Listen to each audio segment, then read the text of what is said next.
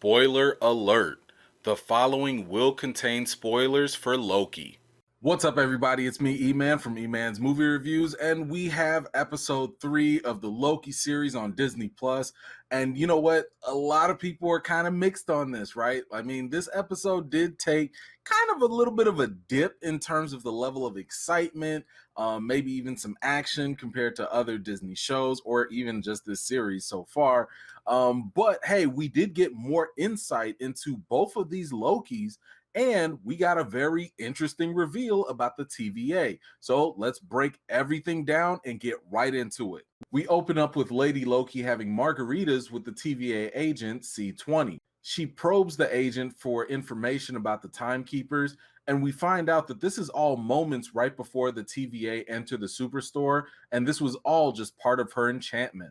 Now, I thought this was actually a pretty fun way just to see how this magic works. Actually, it shows us what the other person sees via the illusions while the enchantment is actually happening. We get a lot more detailed explanation later on, but I thought it was kind of cool just to see how this plays out. Lady Loki walks into the TVA and soon realizes that her magical enchantments don't work here.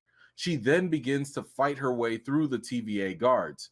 Loki returns through the time door and immediately grabs his daggers. As they approach the golden elevators that would lead to the timekeepers, Renslayer corners them. Before they can get disintegrated, Loki uses the time door to have them both escape. Now, I thought this was kind of interesting. I mean, for someone who has, had this grudge against the TVA and, clearly outsmarted them multiple times, you kind of would have thought that she would have known that maybe her magic wouldn't have actually worked in the location of the TVA. As I mentioned in the last breakdown video, Lady Loki's plan to drop all of these time bombs were really just a way to weaken and distract the TVA and their defenses. It's basically a divide and conquer tactic. Now, with their thin ranks, she could penetrate the TVA and get to the timekeepers much easier. So because this was all just a huge distraction, that's one of the reasons why I personally didn't really focus too much on where all the little bombs and stuff went to. Plus, now we know exactly why Lady Loki was asking C20 how many guards are guarding the timekeepers. Now, I have to say, I really like the way she's able to handle herself too. During this scene, as she's basically kicking everyone's butt,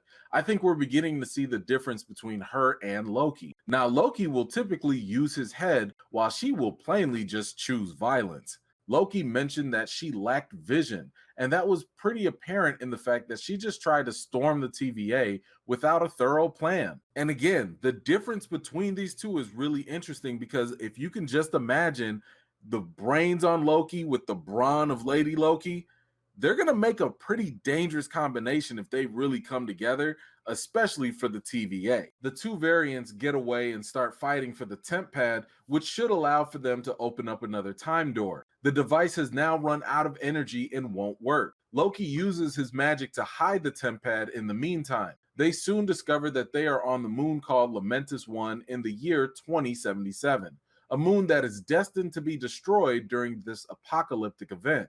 The pair run into a nearby shelter to take cover. Now, in this scene, Lady Loki tries to enchant Loki, but he's like, yo, stop all that. Like, get out of here. My mind is too strong for that.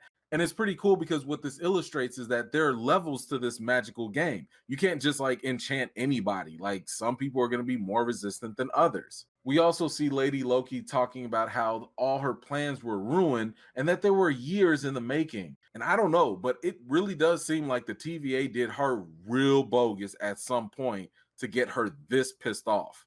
Leaving the shelter, we learn that Lady Loki is now known as Sylvie. She tells Loki that this area has about 12 hours or so until total destruction. They approach a local residence to seek a power source for the temp pad. Sylvie kicks the door down and gets knocked back by the resident. Loki tries a more diplomatic approach by mimicking the partner of the resident, and he also gets his butt knocked back too. They ask where all the residents were in the town, and the lady tells them that there's an evacuation vessel nearby. However, they're going to need a ticket to get on board the train. Okay, so we can't call her Lady Loki anymore. We got to call her Sylvie. And that's cool, but here's the thing. Why does she want her name changed? Why does she seem to hate the name of Loki so much? Then we have the other question of what makes a Loki a Loki? I think that for the sake of this show, what makes a Loki has to be maybe two things. First off, it's got to be mischief, right? But the second thing specifically for this Loki series, I think what makes a Loki is foiling the TVA. I think that's why the TVA has so many Lokis on their list.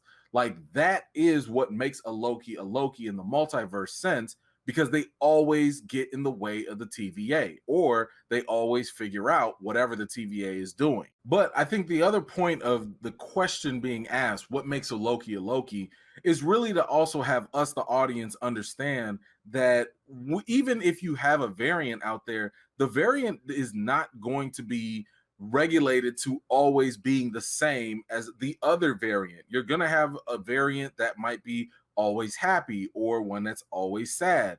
You know, depending on whatever the circumstances are in their universe, you might have a version of a variant that is really, really good versus one that's very, very bad. So I think the reason why we're getting this kind of example right now with Loki is because it's going to be foreshadowing in the future, whenever they start dealing with other characters in the multiverse. And this gives Marvel a whole lot of toys to play with, essentially, so that way now the characters that they introduce to us can have all types of variety of backgrounds, motivations, and so on. Loki and Sylvie approach the train, and Loki disguises himself as one of the guards. As they make it past some of them, one of the guards catches them up until Sylvie enchants him. They make it on board and relax with the other wealthy passengers. As the two get more acquainted, they exchange stories about their love lives and their mothers. During the trip, Loki gets a little bit buzzed and starts singing an Asgardian song. Meanwhile, a rich passenger snitches on the variants to the guards. A battle ensues and Loki gets flung out the window of the moving train. Sylvie jumps right after him because she wants to secure the temp pad. Loki reveals that the temp pad is actually damaged from his fall. Now, I don't know how deep this show is going to get with it, but there's a very interesting social critique that's happening right now. With the world ending and everything, only the rich and wealthy are able to be saved and get a ticket on this vessel, but they're also able to enjoy themselves on this vessel too. They've got nice drinks and food, and they're living the high life with plenty of extra room to spare. Meanwhile, all those other people and their families are left to die. If you've ever seen the movie or TV show Snowpiercer, then this is a very, very similar vibe that's going on here. Now, if you pay attention, you can also see that Sylvie in this scene is really missing that motherly figure in her life. That's why she was so prompted to ask Loki more about his own mother. I think this serves two purposes. The first being some sort of foreshadowing in the future. Maybe since we're dealing with time travel, she'll get a chance to meet Loki's mom, or she'll meet her own mother again. The other purpose, I think, is that this is going to show how the two variants are so different. Sylvie is a reflection of what Loki could have been in another life. And that's why I really love that moment where Loki just kind of tried to spoil the whole thing about him being adopted. And Sylvie's like, yeah, they told me from the jump. And he's like, what? You know, and it's just kind of like interesting to see that, because imagine if Odin hadn't been a whole liar and just told Loki the truth the first time around, maybe he wouldn't have been as maniacal to try and go take over the world and stuff. Sylvie admits to having a long-distance relationship with a postman, and it made me wonder if this was just a possible nod to Stan Lee. He was a post-delivery guy in the MCU, or maybe it's the other delivery guy from WandaVision. Loki also admits to having a bit of both when it comes to his love interest, but admits that nothing has ever panned out to be serious. Sylvie admitted that she's been running away from the TVA for practically her entire life. So does this mean that possibly the TVA did something to her when she was only a child? I'm wondering if, like, did she do some sort of Nexus event like as a child, and maybe that's what prompted the TVA to come in? Did the TVA kill her mother? Is that why she wants all this revenge against them? As for the temp pad, we see that it got damaged during Loki's fall. Now, I've seen a lot of folks online saying that maybe Loki is lying about the temp pad. Maybe this was all just an illusion. On one hand, Loki is in a place that's about to be destroyed, and you know he's all about self-preservation. On the other hand, he still doesn't know if he can trust Sylvie yet. So maybe this could just be an elaborate plan from Loki to gain her trust, maybe reveal that he has the temp pad all along and save the day. I don't know. You let me know what you think. With the temp pad apparently damaged, Loki suggests that they hijack the Ark to get off of the moon. As they make the long walk to the Ark, Sylvie reveals to Loki about how enchantment works. It requires physical contact and creating illusions in the mind based on the person's past memories. She then admits that the TVA agent C20 was a bit difficult because of her memories being so clouded. Loki is surprised to learn that the TVA agents are variants from Earth. So we just learned how enchantment works, and I think that this is going to make sense of a couple previous things. Sylvie mentioned how it all depends on the mind of the individual. Most are easy, but you may still have some other stronger minds that are still resistant, and that's where things get a little tricky. So earlier in the episode, Loki was right when he said that his mind was too strong for her magic to work on him. I saw online that some people believe that Sylvie could be enchanting Loki all this time, but unless the entire thing is a huge grand illusion without that physical contact and with Loki having a strong mind, I don't actually think Loki is being enchanted. Now, of course, we have to talk about this major reveal with the TVA because there are a couple of interesting things at play here. First off, Sylvie said that she had to go back hundreds of years before the agent started working for the TVA. I think that's interesting because, as we know, time works differently in the TVA. The agents there have probably worked for hundreds of years already, but in our time, maybe it's just a couple of years or less. I think that my theory on the quantum realm may come into fruition here because, as we know, time works differently there too. So the implication here is that all these TVA agents that we see are all variants that have probably been plucked from different points of time by the TVA. By the way, this actually feeds into my previous theory as well, because I said that there's a good chance that the TVA not only is in the quantum realm, but it could also be the city of Chronopolis. And here's the thing, in the comic books, in Chronopolis, they took a lot of the people that live there that work in the TVA from different timelines as well. Now, here's the other interesting thing. If they are pulling variants from different timelines, then the implication with the cloudiness of the memories, that's probably meaning that the TVA is out there wiping people's memories. Remember when C20 was mumbling at the end of episode 2 saying it's all real? I think she was talking about her past memories were all real, which could mean that she may have dreamed of those days on Earth where she was drinking margaritas and stuff. Plus, here's something else to think about. Remember when Loki called the TVA a nightmare and Mobius said that that's another department and he'd help Loki burn it down too? Well, of course, us comic book fans thought that that could have been the other dimensional being known as Nightmare. However, with this new information, it could be the case that the TVA agents may suffer from actual nightmares because of their past memories starting to come back to them. So there probably really is a department that handles those nightmares by wiping their memories even more. So this can lead us to assume that someone like Mobius actually loves jet skis because prior to the TVA, he really did ride jet skis. Not only that, this actually could explain something else about Mobius too. Remember when he was asking Renslayer who the other analyst was? Well, if their memories are being wiped, then for all he knows, he is the other analyst. Hence why he keeps on forgetting that he's the one that keeps on creating those rings whenever he doesn't use a coaster. And that pen is probably from his own high school too.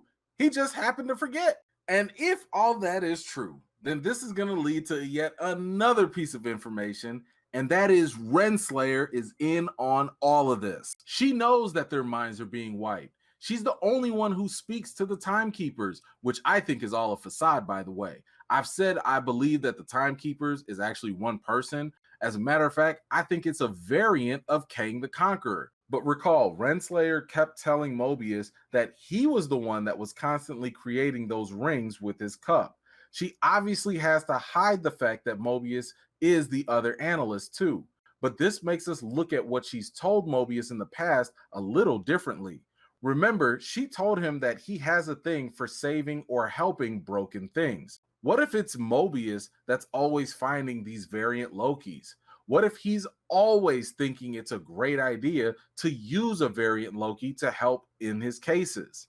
Now imagine what happens when Loki finally meets up with Mobius and tells him the truth about this whole variant thing with the TVA. I'm pretty sure it's going to be a real reality shock for Mobius, especially given like all the stuff that he's been told to believe all this time. Remember his whole conversation with Loki about how he accepts things? Well, if it is true that the TVA are wiping the memories of these variants, then I think this adds a new layer to the conversation about free will. Essentially, the TVA are taking the free will away from all the variant agents. Their will can't be free if their memories are wiped and they're fed false information. They may think they're making their choices freely, but in reality, they're just slaves to the TVA. But let me tantalize your minds just for a little second here. Now, have you noticed a potential pattern going on? Remember back in WandaVision, you had Wanda doing what? Wiping the minds and memories of all the people that she enslaved. Then you have the TVA out here taking variants from different timelines and wiping their memories and their minds. Could Marvel be setting us up for maybe a potential mutant that might be a professor who might wipe the minds of everyone in the world too? I don't know. I'm just throwing it out there. As Loki and Sylvie arrive to the city, they find the place in utter chaos as society is clearly falling apart with all of the madness. They fight their way through to get to safety, but all hope appears to be lost as the Ark is destroyed. Now let's take a minute and focus on Loki as he witnesses all the chaos that's happening here. I've been saying that this show might actually have Loki going from a villain to an anti-hero, but I think this is where we get that clue as to why. Notice when he sees the chaos brewing, he says that they're gonna let these people die. I think this is the beginning of Loki's realization of having empathy for others. Sure, at first, he was ready to rule over Earth and make people his subjects, but that was before he became more informed about the other side of things. He didn't have a keen sense of what it felt like to be powerless until he came across the TVA. Then, as he spoke of the notion of free will, it's probably dawned on him by then how messed up it is to have your mind wiped and be a slave like the TVA agents are. Now with this apocalyptic event, he can draw on the events of Ragnarok that he just learned about and the destruction of his own people, and that might be why I think he's going to have a change of heart as he sees these people facing their impending doom. By the end of this series, this all could be the driving motivator for Loki to take down the TVA. Oh, and I know some of you were thinking that Loki was using the Time Stone, but I just don't think that's the case. Usually Marvel will use colors when the Infinity Stones are being used, and we didn't see any of that here. We did, however, already see Loki use his magic to move objects just like in the Superstore, so this is just more likely a repeat of that same ability. Plus, you can see Loki's posture of throwing his hands down, which is another indication whenever he's using his magic. So for now, I'm just going to say no, he is not using the Time Stone, unless you saw the glowing rocks somewhere around him. But now that the Ark is destroyed, how do you think Loki and Sylvie are going to survive? Now, there are a couple ways that this could play out. Maybe Loki really was lying, and the temp pad is functional. They could charge it up and get to safety. A second option is that Mobius may actually find Loki and rescue him. Maybe there's a tracking device on Loki's jacket. Now, there's also one other possibility I'd like to throw out there, and this is just for fun. I don't think this is actually going to happen, but maybe Loki rescues Loki. That's right. We know there are other Loki variants out there. They probably also discovered how to hide from the TVA too. Maybe there's a whole group of them out there running away from the TVA, and one of them happens to show up on Lamentis 1. I don't know. Like I said, it's just a little fun thing to think about, but who knows? Let me know how you think Loki and Sylvie are going to survive. I'm still kind of leaning towards the Mobius thing, but again, we'll have to wait and see. All right, so what did you guys think about this episode? Like I said, I know some people were kind of mixed on this. Some people were feeling like this was more of a filler episode. It could be, but then again, I don't think with only 6 episodes in total, you got time for fillers. So more than likely, this is all set up for something else down the road. We just have to wait and see what that is. And like I said, they only have 6 episodes, which means we're at the halfway point. We only got 3 episodes left. So by all means, please make sure you come back here Wednesdays, 7 p.m.